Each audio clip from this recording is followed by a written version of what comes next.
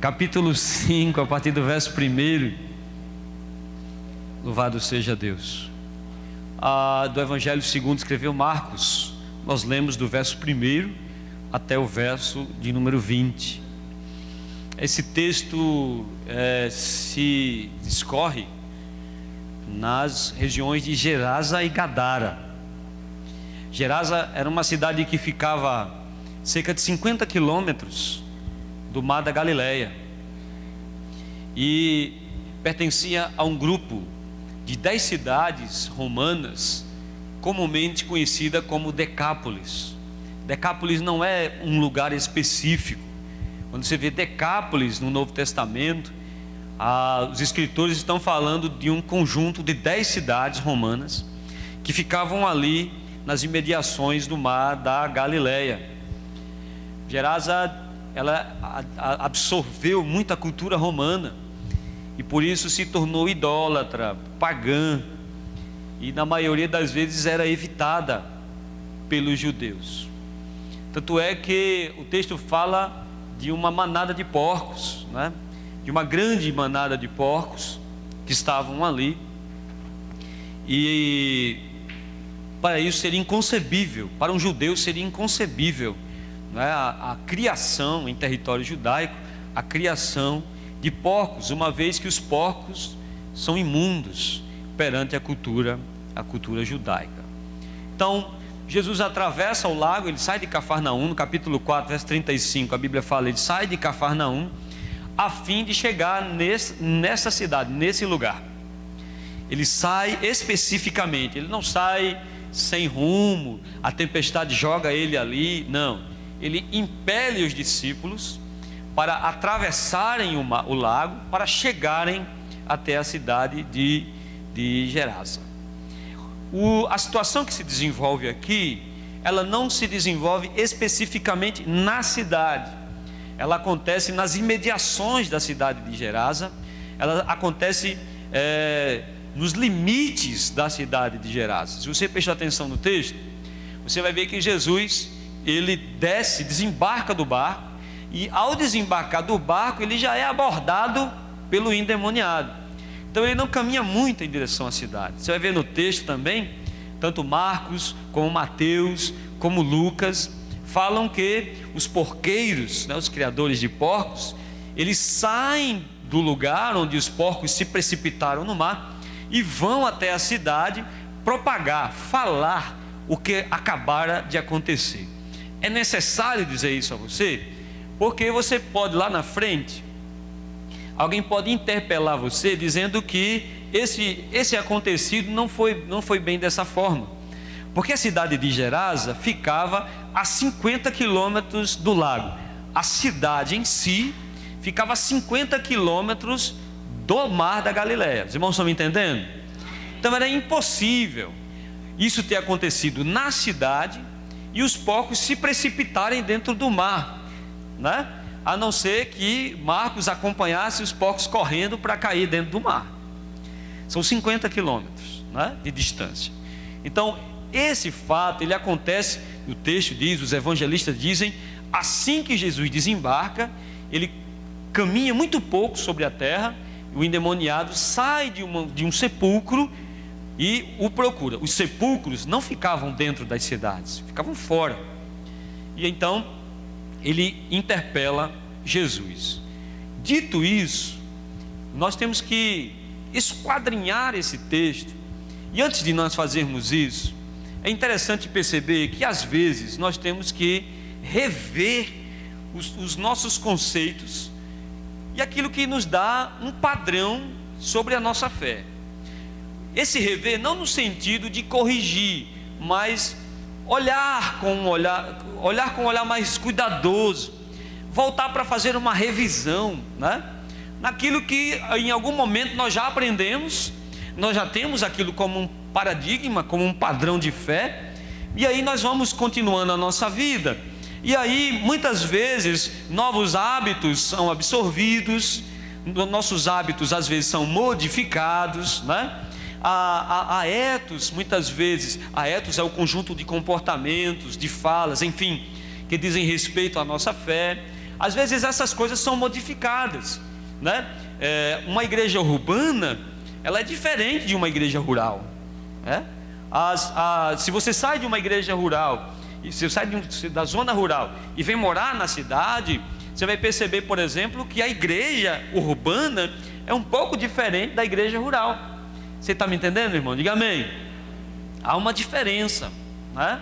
Então, muito bem, conforme essas coisas vão acontecendo, você sai de uma cidade, vai para outra, o tempo vai passando, as coisas vão acontecendo. Então, muitos desses padrões que nós temos por verdade, eles vão sendo flexibilizados por algumas igrejas, por alguns pregadores, por alguns comportamentos de algumas pessoas. Então, vez por outra, é necessário nós voltarmos lá ao beabá crentez, para rever aquilo que um dia nós já vimos com tanta firmeza, com tanta fé, com tanta convicção.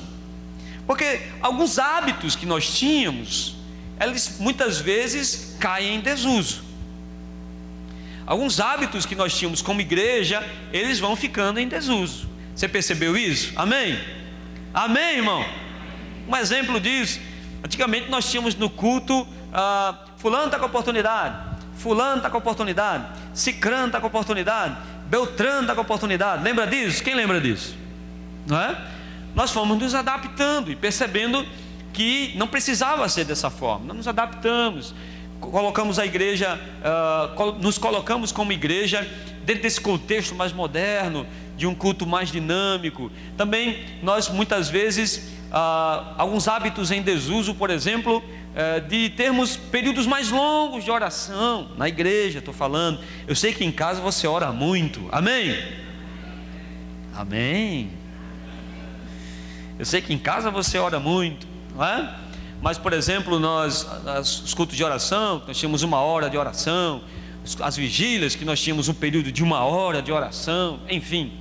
Alguns hábitos, eles vão ficando em desuso, e é necessário, às vezes, voltar, olhar esses hábitos, e rever esses hábitos, e aplicá-los de novo. O texto mostra um desses hábitos. O texto mostra uma dessas coisas, desses momentos que nós colocamos em desuso. O texto mostra o padrão da conversão de um pecador, o que ele era, o que ele se torna, o que ele vira, né? O que ele se liberta e o que ele deve ser.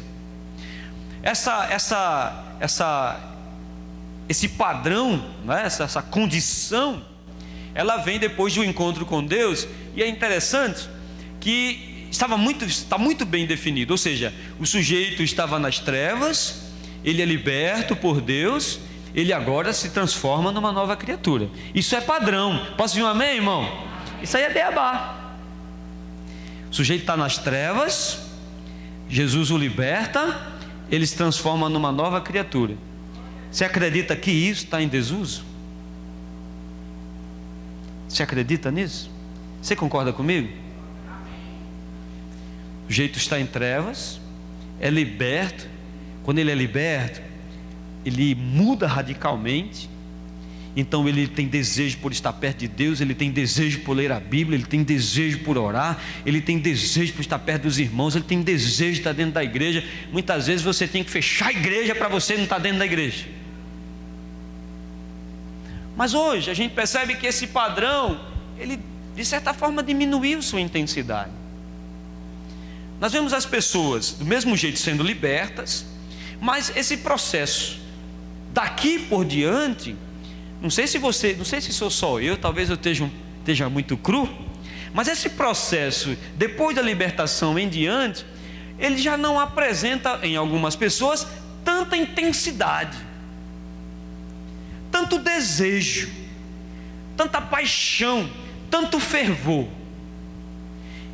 Esse fervor que demorava cerca de 10 anos, e a gente pedia, renova, Senhor, né? e a gente falava assim: puxa, como eu quero voltar ao primeiro amor, aqueles primeiros momentos, lembrando dos primeiros encontros que eu tive com Deus. Isso geralmente demorava anos, hoje tem demorado meses.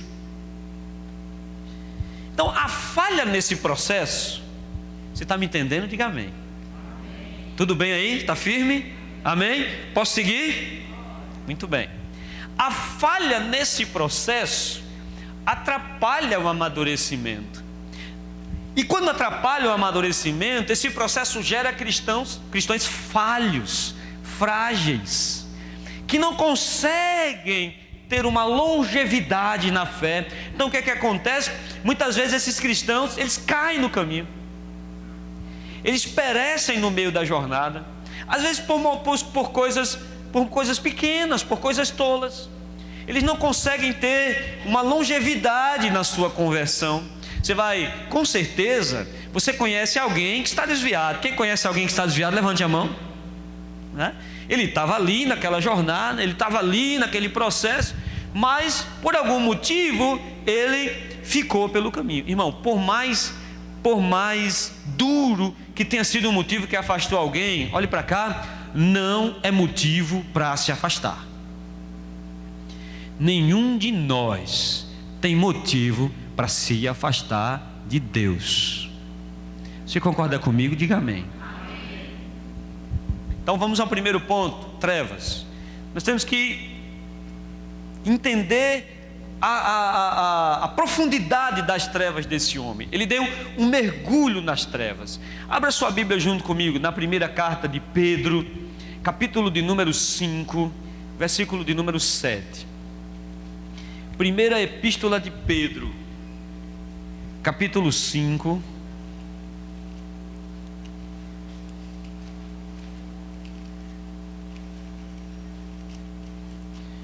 Primeira Pedro, capítulo 5. Você achou? Então espere, que eu não achei não. Achei. Lançando sobre ele toda a vossa ansiedade, porque ele tem cuidado de vós. Sede sóbrios e vigilantes. O diabo, vosso adversário, anda em derredor, como um leão que ruge, procurando alguém para devorar. Resistir a quem? Resistir a quem? Ao diabo. Resistir-lhes firmes na fé, certo de que sofrimentos iguais aos vossos estão se cumprindo na vossa irmandade espalhada pelo mundo. Resista a ele, porque o que você está resistindo e sofrendo, outros no mundo inteiro estão passando.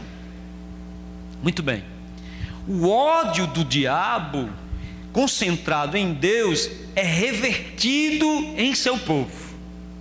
O ódio do diabo, ele é revertido na imagem e semelhança do Criador. Ele não pode atingir Deus, ele não pode fazer nada contra Deus. Então ele se vira naquilo que é imagem e semelhança de Deus. Pedro, não por acaso, pinta o quadro de um leão à espreita, esperando o momento da presa vacilar. Porque o ataque do leão, irmãos, é traiçoeiro, é sorrateiro e é rápido. Se você já viu um leão caçando, você vai perceber que ele, de uma forma bem felina, vai se esguiando por entre, muitas vezes, a vegetação, e ele vai buscando um momento em que a presa fique distraída. Em nenhum momento uma presa que está atenta é pega pelo leão. A presa é pega quando é pega de surpresa, ou seja, quando não está atenta àquilo que está fazendo. Você já viu um leão caçando uma antílope? Você assiste um daqueles documentários que você só consegue assistir 15 minutos, depois você dorme, não é? Aquela pessoa com a voz bem amável: o leão segue a presa, ele faz isso, com 15 minutos você está dormindo. Mas você percebe claramente que o leão, ele espreita, ele espera o momento de atacar. Pedro usa a imagem sorrateira, felina e traiçoeira para dizer que o diabo assim o faz para tentar tragar um dos filhos de Deus. A ideia dele é trazer, veja bem, os traços que nós podemos ver desde Gênesis até o Apocalipse, é como ele é astuto, é como ele é traiçoeiro, perverso e ousado. Algumas pessoas dizem, como eu já vi alguns pastores pregando, que os demônios fiquem a quilômetros daqui. Irmão, convenhamos, muitas vezes ele está ali, do lado do sujeito, na vida de uma pessoa, porque ele é astuto, ele é ousado, ele é traiçoeiro. Mateus capítulo 4, versículo 8, veja bem o que é que o diabo faz. Ele leva Jesus a um monte, ele apresenta os reinos do mundo, as glórias de todos os reinos, olhe para cá, e diz assim: tudo isso te darei, se prostrado me adorares. Sabe para quem o diabo está falando isso? Para o Filho de Deus. Ele está dizendo ao Filho de Deus que ele dará tudo ao Filho de Deus, se o Filho de Deus o adorar. Isso é ousadia ou não é, irmãos? Ele ousou, é afoito, né? Ele ousou subjugar o Filho de Deus. Preste bastante atenção. E ele sabia quem era Jesus. Os demônios sabiam que Jesus era o Verbo encarnado.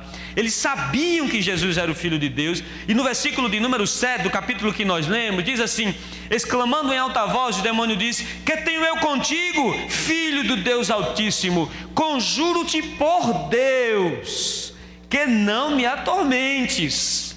Conjuro-te por Deus. Ele está rogando em nome de Deus contra o Filho de Deus.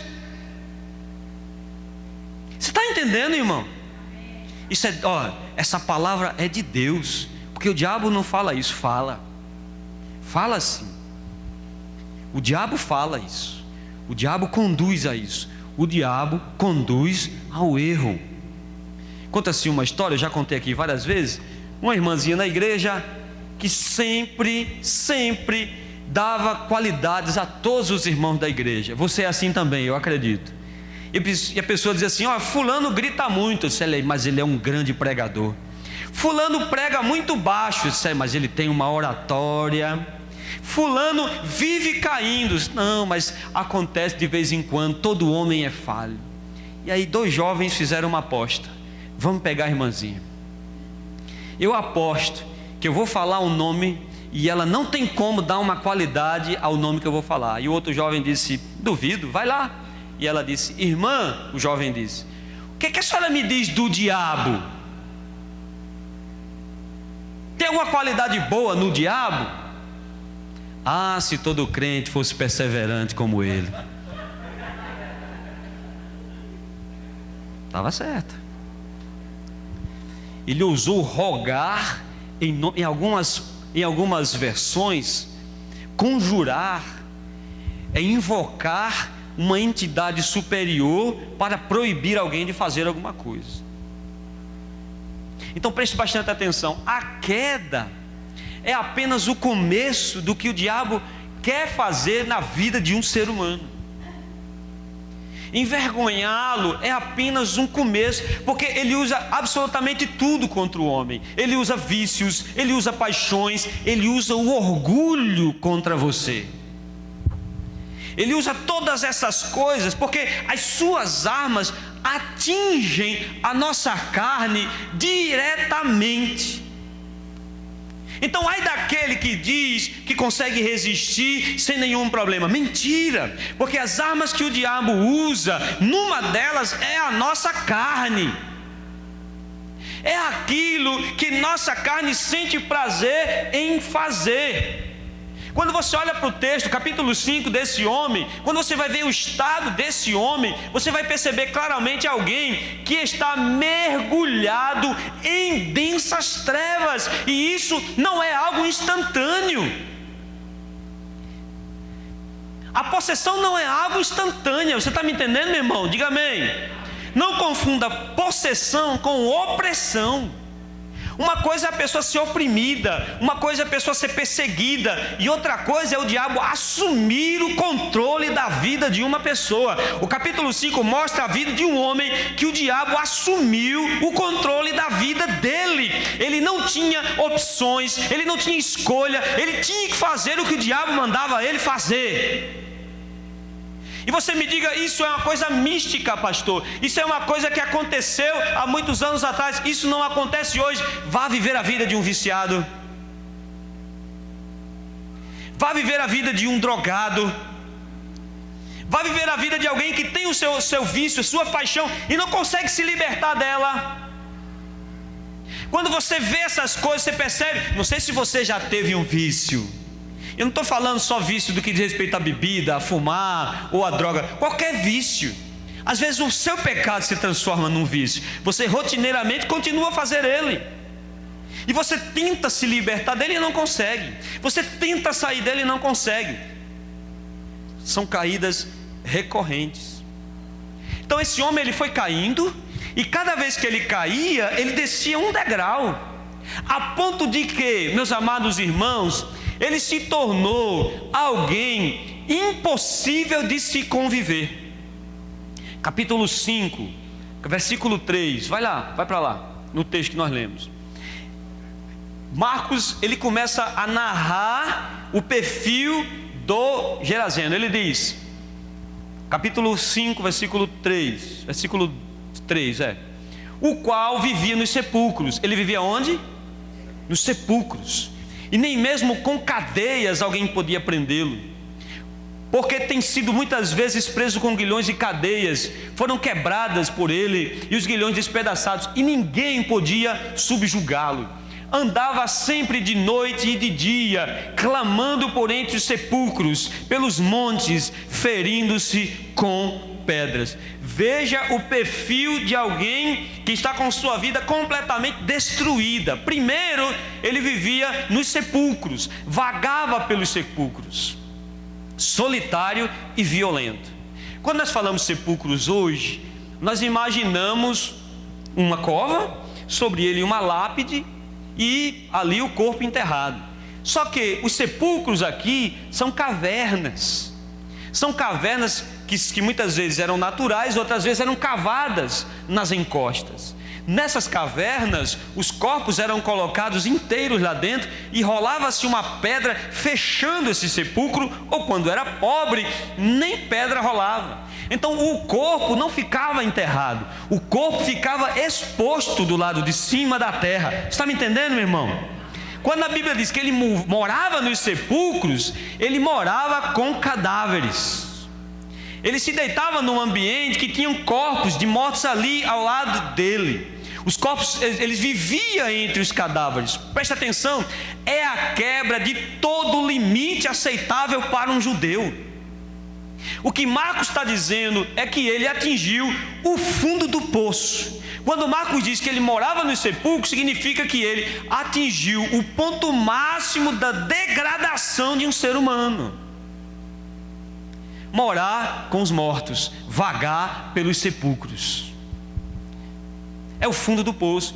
Números capítulo 19, versículo 13, a Bíblia diz que quem tocar um corpo aqui será imundo, ficará impuro, até ser purificado pelo sacerdote, ou até o cabo de 7 dias. Ele dormia com os cadáveres, ele ficou isolado. Veja, o texto diz que ele se tornou alguém violento. Alguém violento que se prendia com cadeias, com correntes, ele quebrava as correntes. Ou seja, era alguém extremamente violento. E com pessoas violentas você não convive. Imagine uma pessoa que enfrenta o drama do vício do crack, por exemplo, que quando ela sofre a crise de abstinência, ela se torna violenta, ela vai assaltar, ela vai fazer qualquer coisa para suprir o vício dela. Ela se torna violenta. As pessoas deixam de conviver com pessoas assim. Quando a pessoa é truculenta, quando a pessoa é violenta, ela passa automaticamente a viver um isolamento. Então olhe para cá, ele chegou ao fundo do poço e ele não tinha ninguém para estender a mão a ele. Está entendendo o quadro aí, meus irmãos? Amém? Ninguém podia subjugá-lo, ninguém podia detê-lo. Errante, desconectado com a realidade, desconectado com a vida comum. O que é alguém desconectado com a vida comum? O texto do versículo 5 diz que ele andava de dia, andava de noite. Para ele não existia relógio, não existia hora, não existia absolutamente nada. É alguém completamente desconectado com uma realidade. Quando você passa, por exemplo, em alguns lugares, você vê algumas pessoas deitadas na sarjeta. Elas estão desconectadas, elas são invisíveis, porque a própria aparência muitas vezes afasta das outras pessoas.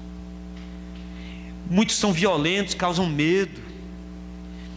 O diabo quer aniquilar a imagem e a semelhança de Deus. Enquanto o diabo não destruir uma vida, ele não sossega. Talvez você não tenha chegado nesse estágio do gadareno, talvez você não esteja no fundo do poço, mas deixa eu dizer uma coisa a você: se você cair nas garras do diabo, ele só vai largar você quando você não tiver absolutamente nada, ninguém, e estiver completamente destruído. Esse homem não tinha condição nenhuma de se libertar disso que ele estava vivendo. O demônio levou esse homem para o habitat natural do demônio, levou ele às suas condições, levou ele para as trevas. Ele mergulhou nas trevas mais profundas do inimigo. Como é que ele vai sair? Ele não sai, ele não consegue sair. Por isso que é perigoso algumas pessoas dizerem assim: eu vou, faço e volto. Cuidado!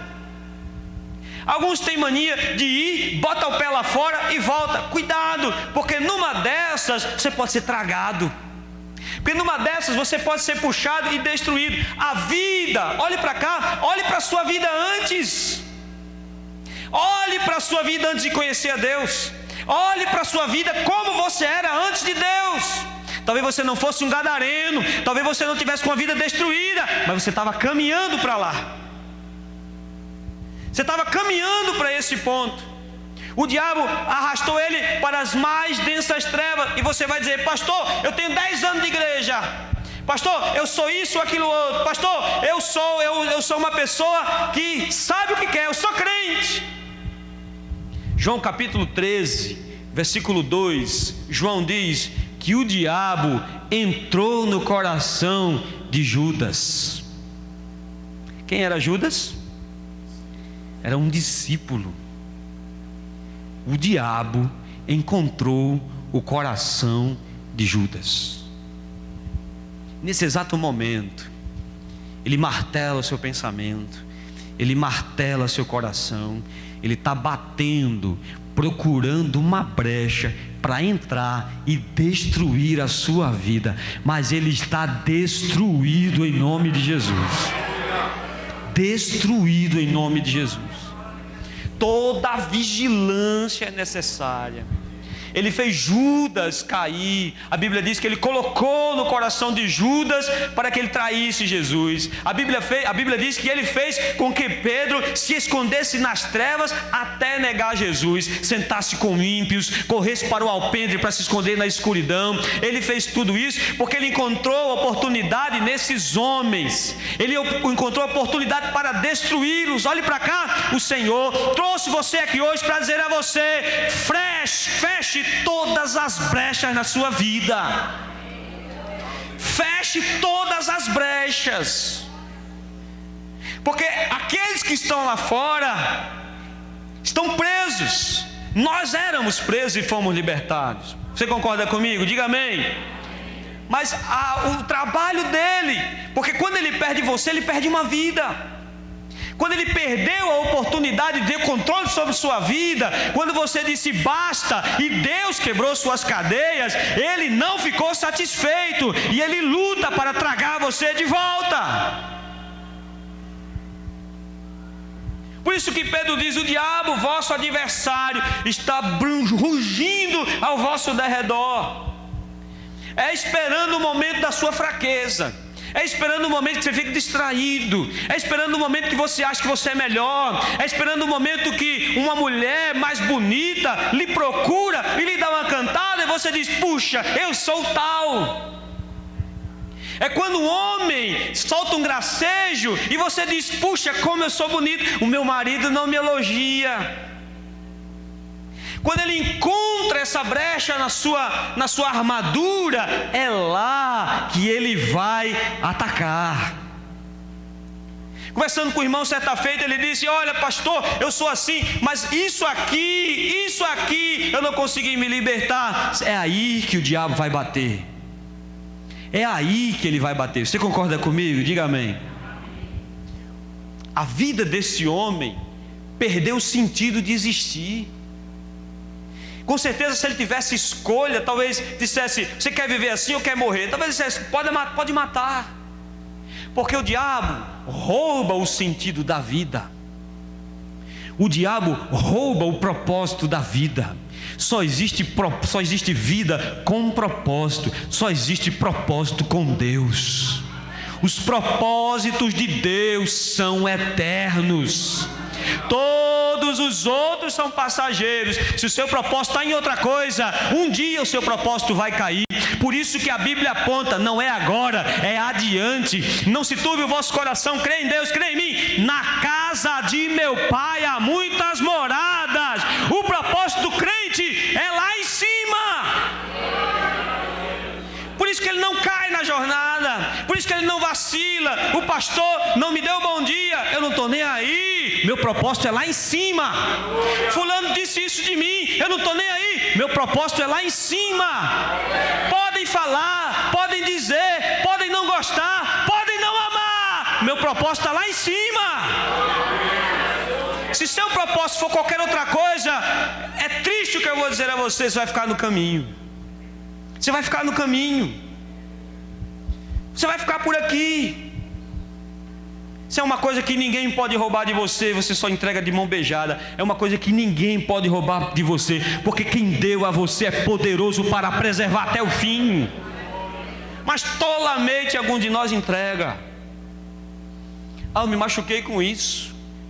Eu quero que levante a mão qualquer pessoa nesse mundo que diga que Deus o machucou.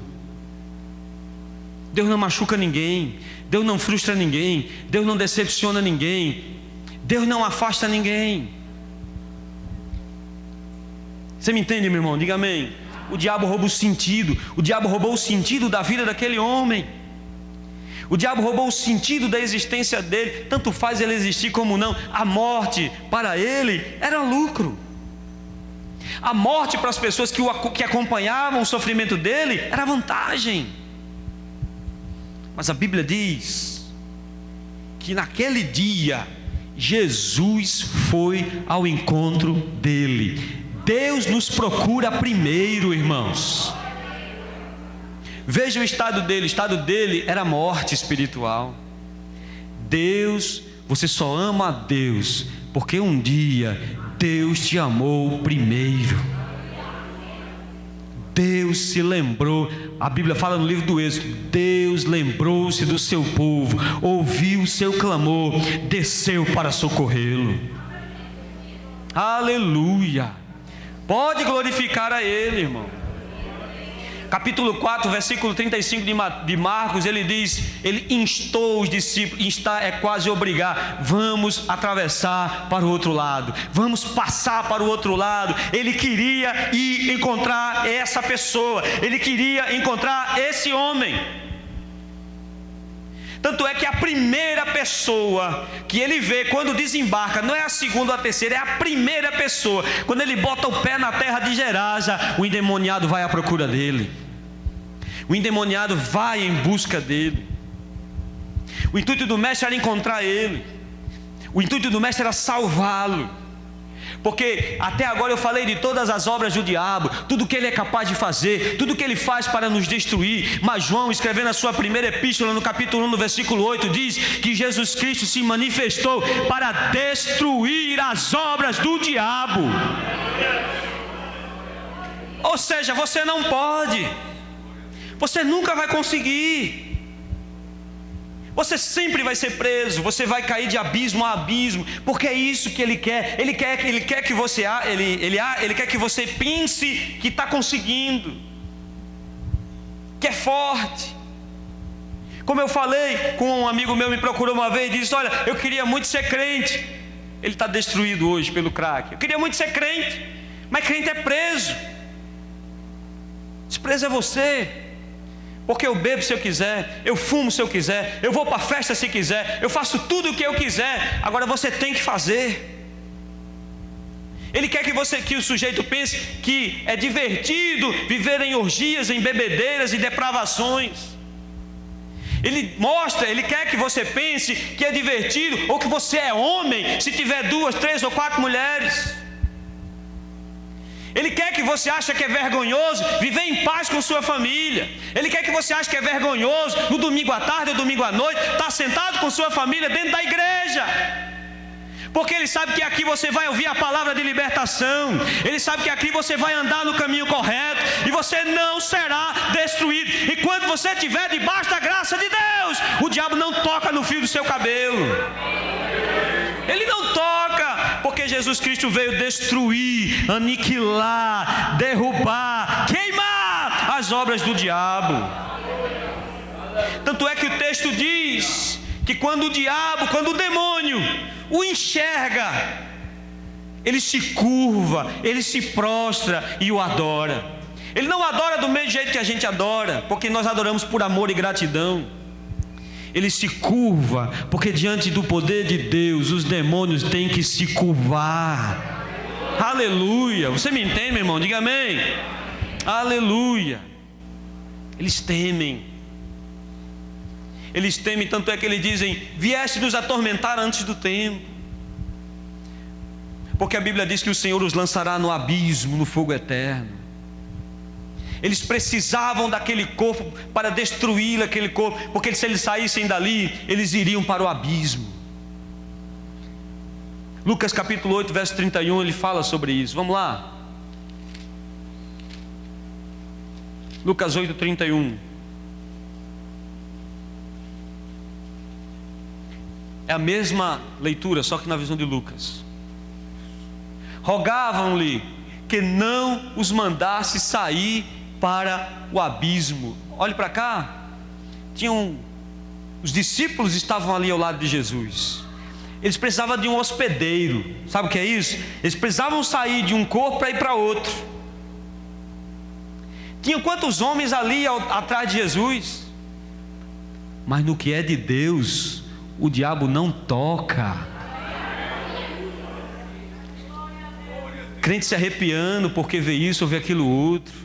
Crente com medo de passar ali, aquilo não tenha medo não, meu irmão. Passe, pode ir para qualquer lugar. Deus está na sua vida. Se Deus está na sua vida, pode passar.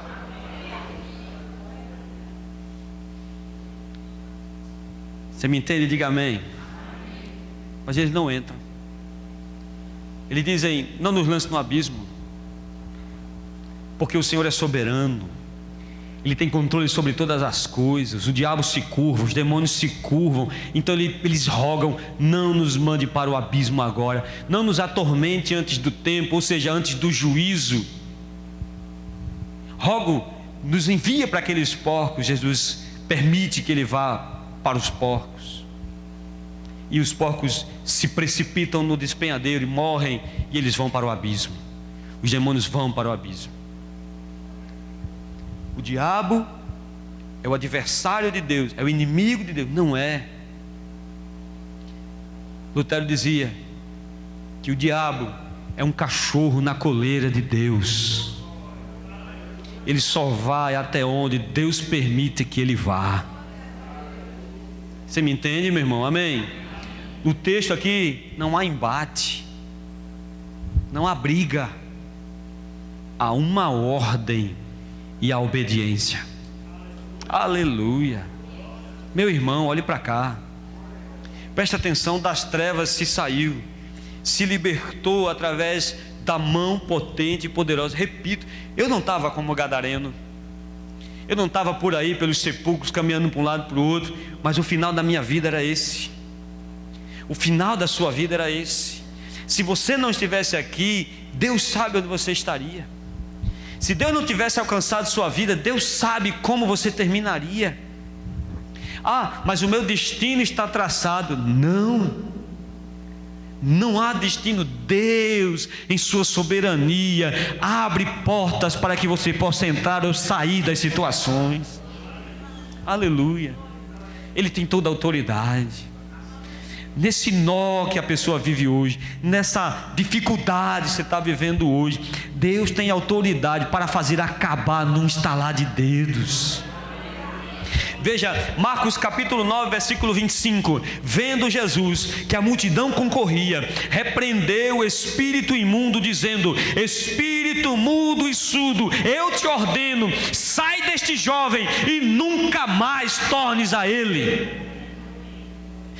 Lucas capítulo 4, versículo 35. E vendo que a multidão concorria, repreendeu o espírito imundo, dizendo: espírito mudo e surdo, eu te ordeno, sai desse jovem.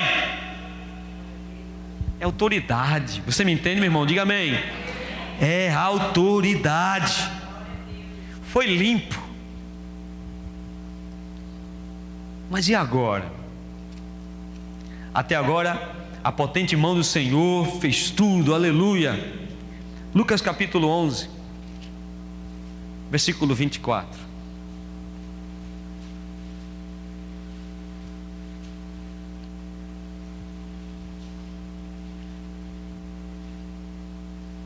Fala de demônio, a gente não escuta um glória a Deus. Se eu desse um grito daquele que eu dei no domingo, hein, irmão? Lucas capítulo 11, verso 24.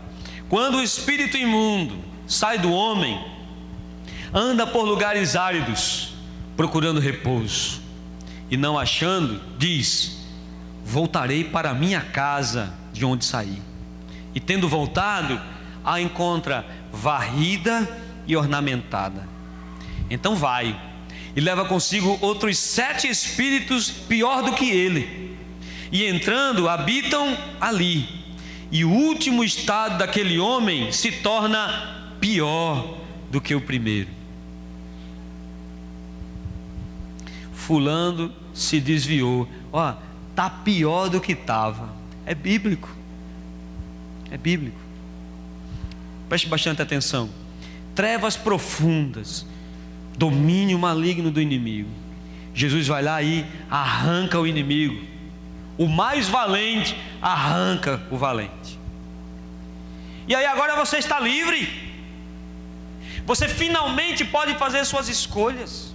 Agora a potente mão do Senhor se revelou a você. Diga glória a Deus. Então agora é de vitória em vitória. Agora eu me alegrei. Agora eu tenho que fazer o quê? Agora eu tenho que preencher a minha vida com Deus. Agora é Deus. Agora eu estou com Deus. Agora eu quero Deus. Eu sou cheio de Deus. Eu quero que Deus transborde na minha vida. Eu quero Deus. Aí não faz nada. E aí entra a parte que eu quero falar com os irmãos. Aí não faz nada. Aí acontece qualquer coisinha, troca a igreja por qualquer coisa. A igreja, pastor, isso quer dizer que a igreja é sagrada? É aqui a tenda de encontro com Deus. Não é em outro lugar. A igreja não deveria concorrer com nenhum outro programa. A igreja não deveria concorrer com nenhuma outra coisa. Nós temos que ter desejo de estar aqui. Nós temos que ter desejo de cultuar. Nós temos que ter desejo de ouvir pregações, sermões, orações. Nós temos que ter desejo de estar na casa de Deus, de buscar a Deus, de servir a Deus. Mas não sermos empurrados para os programas da igreja, sermos empurrados para participar das coisas da igreja. Nós temos às vezes que suplicar para as pessoas participar das coisas da igreja. É você que precisa de Deus. É você que precisa de Deus. Você precisa se encher de Deus.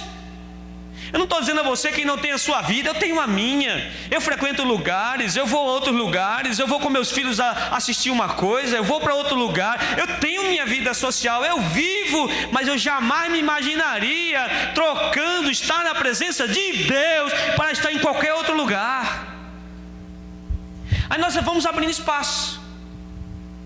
Aí nós vamos abrindo espaço. Eu estou cansado hoje eu não vou. Abre-se um espaço. Hoje não dá para orar, hoje eu estou cansado. Abre-se um espaço. Eita, a leitura bíblica hoje, meu Deus, está tão difícil. Amanhã eu leio. Abre-se um espaço. E aí o diabo não precisa nem bater. O sujeito abre a porta e chama ele de volta. Sabe o que é que acontece? Ele ciranda.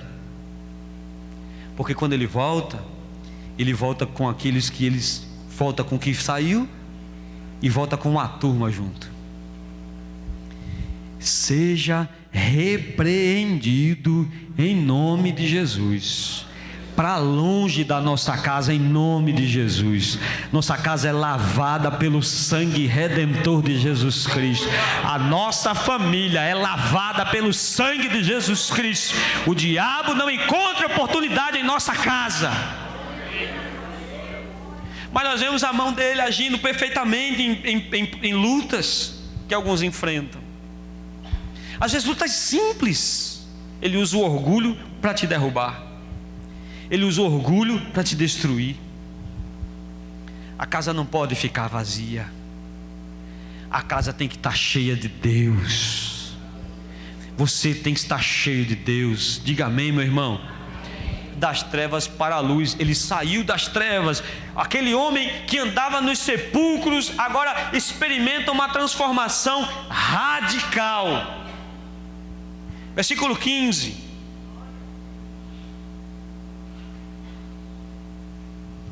Aquele homem que andava nos sepulcros, aquele homem que era acorrentado, quebrava as correntes, o homem violento, o homem que as pessoas vinham chegando, pastor Alberto, corriam de medo, porque lá vem ele, lá vem o endemoniado, lá vem o possuído, corram, 4, 5 homens não conseguem detê-lo, ele é violento. Versículo 15. Indo ter com Jesus, viram um endemoniado que tivera legião, assentado, vestido, em perfeito juízo.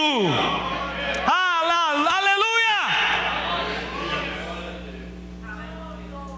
Não foi a vontade dele, não foi a pregação de um homem, não é homem que transforma homem, foi o poder de Deus na vida do perdido. Por isso que quando Deus liberta, não tem homem nenhum que diga que não libertou. Ah, Deus me libertou, mas vez por outra eu fumo um cigarrinho. Ah, Deus me libertou, mas vez por outra eu tomo um traguinho. Quando Deus liberta, liberta para valer. Ele transforma para valer. O que era violento se torna pacífico. O que era fofoqueiro fecha sua boca. O que era iracundo passa a ser manso. O que era pistoleiro passa a ser ovelha. Porque quando Deus transforma, Ele transforma para valer. Deus transformou isso, mas não transformou aquilo. Não foi Deus. Não foi Deus. Porque quando Deus muda, Ele muda. Porque quando a pessoa se liberta, meus irmãos, quando a pessoa se arrepende, quando a pessoa abre seus olhos, quando Deus arranca o diabo da vida e a pessoa enxerga o que estava acontecendo, nunca mais ela quer se apartar de Jesus Cristo. Jesus foi subir no barco, aqueles homens impelindo Jesus, saiam daqui, eles eram místicos, achavam que era mágica, saia daqui. Jesus entra no barco, os discípulos entram no barco, o gadareno, o gerazeno, como você preferir, chega e diz: eu quero ir com o Senhor, me leve para onde o Senhor for, eu quero sair daqui, eu quero estar contigo. Porque quem Jesus liberta, aleluia, não existe outro lugar. Ele quer estar nos pés de Jesus. Ele quer estar perto de Jesus. Ele quer ouvir palavras de Jesus. Posso ouvir um amém, irmão? E não sentado na roda de escarnecedores, e não sentado na roda de beberrões. Aleluia. A minha alegria não está nessas coisas. A minha alegria está em meditar, em ouvir, em estar sentindo a sua gloriosa presença. Aleluia. É isso que alguns estão precisando. Não é psicólogo, não é isso, aquilo, mesmo que não seja contra, é só a favor, vá. Mas você precisa ser cheio da glória do Todo-Poderoso. Deixa Deus sacudir a poeira de dentro de você. Deixa Deus encher você da sua glória. E vamos ver se você não se alegra na presença dEle. Aleluia. Não tem concorrência para Jesus. Não tem concorrência para Deus. Você me entende, meu irmão? Diga amém. Aleluia. Jesus deu paz. Meu Deus. Eu não estou vendo, eu não ouvi. A gente não vê, não há desenho, não há grafia, alguma tela, perdão, mas Ele está assentado. É uma visão de paz deles, assentado, aleluia, vestido em perfeito juízo, sentadinho aos pés de Jesus. Ninguém segurava, mas Deus segura. Ninguém mudava, mas Deus muda. Ninguém transformava, mas Deus transforma. Arabá, cantarabás. Irei cantarabás. Irei cantarabás. Arabás, irei cantarabás. Arabá, cantarabás. Aleluia. Eu te repreendo, demônio da frieza. Arabá, cantarabás. Ninguém concorre com Deus. Ninguém concorre com Deus. Ninguém concorre com as coisas de Deus. Ninguém concorre com a presença de Deus. Aleluia. Um dia em tua presença vale mais do que 1000 fora dele. Ninguém, nada nessa vida é melhor do que 1 minuto na presença de Deus. Então eu não tenho que lhe chamar, eu não tenho que lhe convocar, eu não tenho que implorar. Você tem que desejar. Você tem que desejar. Aleluia. Aleluia. Jesus lhe deu paz.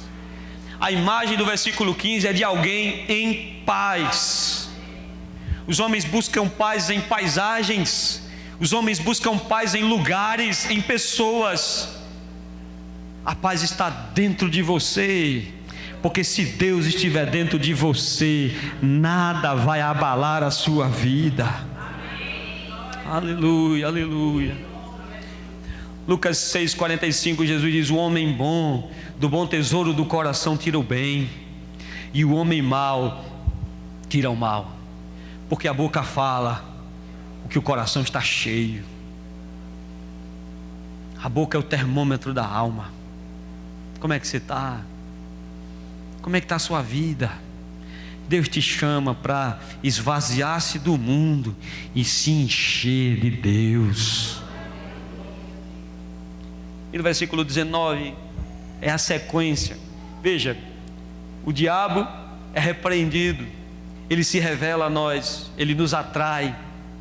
Logo em seguida, você fica vazio do mundo e do diabo e se enche de Deus. A sequência é lógica. Versículo 19. Versículo 18. Ao entrar no barco, suplicava o endemoniado, o que for endemoniado, que Jesus o deixasse estar com ele. Aleluia. Onde o Senhor for, eu quero ir. Não quero saber para onde é que o Senhor vai, eu quero ir. Deixa eu ir. Jesus não permitiu. Versículo 19. Jesus não nos permitiu, mas ordenou: vai para a tua casa, para os teus, anuncia-lhe tudo que o Senhor te fez e como teve compaixão de ti. Estamos falando de um pagão. Estamos falando de alguém que não conhecia a Escritura. Estamos falando de alguém que não tem teologia. Estamos falando de alguém que não tinha domínio dos livros sagrados. A sequência do que Jesus diz a ele: Jesus diz: irmão, olhe para cá. Ele havia sido arrancado de casa pelo diabo. Jesus diz: a primeira coisa antes de fazer qualquer coisa, volta para os seus. Aleluia. Restabelece o que é seu, conviva com os seus. E no versículo 20, a sequência: então ele foi, ele obedeceu. Quando a Bíblia diz ele foi, significa que ele voltou. Ele foi para os seus de casa. Você me entende? Diga amém. Ele voltou, mas veja a consequência: e começou a proclamar em Decápolis tudo o que Jesus lhe fizera, e todos se admiravam. Você foi liberto, Jesus lhe libertou, amém? Fez algo poderoso na sua vida, posso ouvir um amém? Você é um milagre de Deus. É ou não é? Ah não, eu estive à beira da morte. Não, do jeito que você está, do jeitinho que você está, você é um milagre de Deus. Você é uma prova viva de que Deus existe. Mas eu vou voltar agora para os meus. Mas eu não sei pregar, eu não sei teologizar, eu não tenho eloquência para subir em púlpitos. O texto diz que ele voltou, foi para Decápolis e começou a falar tudo o que Deus fez na vida dele. Deus fez alguma coisa na sua vida? Abra tua boca e proclama o que Deus fez na sua vida. Proclama. Mas para quem? Deus vai mandar pessoas. Deus mandará pessoas. Deus mandará pessoas que foram traídas e perdoaram. Deus vai mandar pessoas que estão com suas famílias falidas. Você experimentou a dor da separação e se reconciliou. Você enfrentou a dor da traição e venceu. Você enfrentou a dor do desprezo e venceu. Você venceu enfermidades. Você enfrentou lutas. Você venceu todas essas coisas. Você é um testemunho vivo de que Deus pode fazer. Você é um testemunho vivo. E Deus vai mandar pessoas que estão passando pelo que você passou. Deus vai mandar pessoas para você testemunhar. Eu estava assim, mas um dia Deus me visitou e transformou a minha vida. Fala o que Deus fez na sua vida. Fala como Deus lhe transformou. Fale quem você era e quem você é. Fale o que Deus fez, está fazendo e fará, porque Ele é misericordioso. Testemunhe sua vida, testemunhe quem você é. Fale para as outras pessoas. Talvez você não esteja percebendo, mas Ele está mandando pessoas. Estão destruídas, acabadas, com a vida destruída, e chega lá para você. Quantas vezes eu subia no púlpito da igreja, acabado. Eu digo, meu Deus, se tivesse alguém para pregar hoje, eu preferia ficar sentado. Subia e começava a pregar, e começava a falar, e a palavra que vai para aí voltava com toda a força para cá. Aleluia.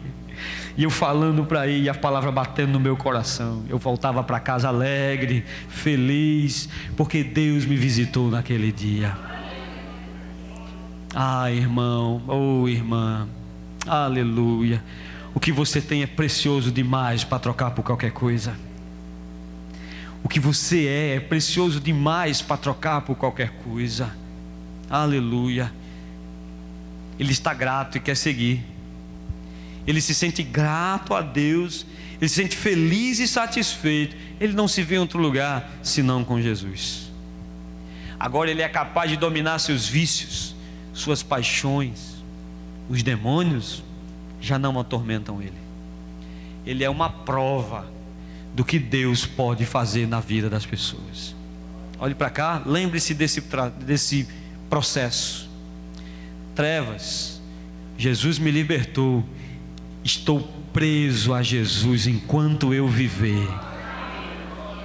Esse é o processo. E essa prisão são algemas invisíveis, são algemas de amor.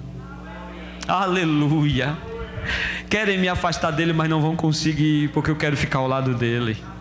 eu quero estar com Ele, eu sou grato a Ele. Eu sou grato pelo que Ele me fez, pelo que Ele me deu, eu sou grato por tudo. Voltar para trás? Voltar para trás? Jamais. Jamais.